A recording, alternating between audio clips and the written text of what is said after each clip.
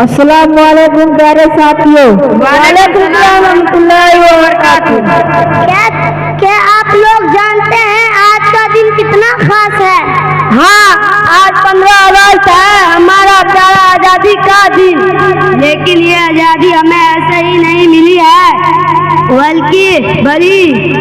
बल्कि बड़ी कुर्बानियों के बाद मिली है। बिल्कुल, हमारे पूर्वजों ने इसकी खातिर अपने जाने तक कुर्बानी कर दी थी।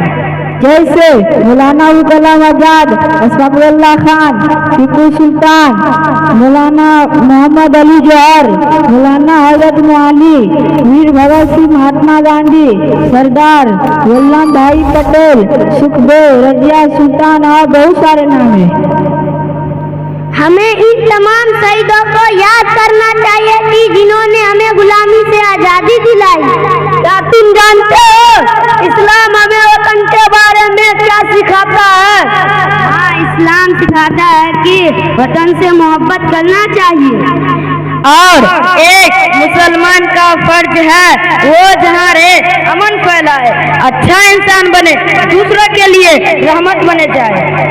हम लोगों का काम है कि इल्म हासिल करें, अच्छे अखलाक अपनाएं और सच्चे मुसलमान और सच्चे हिंदुस्तानी बने।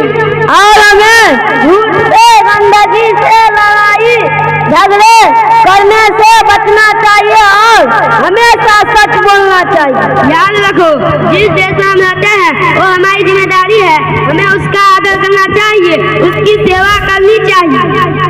अगर हम सच में अपने देश से प्यार करते हैं तो हमें पढ़ाई में मेहनत करनी होगी, दूसरों की मदद करनी हो तो हमेशा ईमानदारी से काम लेना होगा।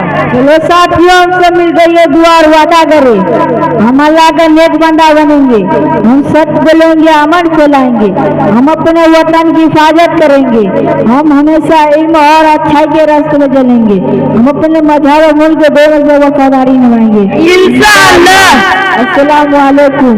वालेकुम सलाम व रहमतुल्लाहि व बरकातुहू।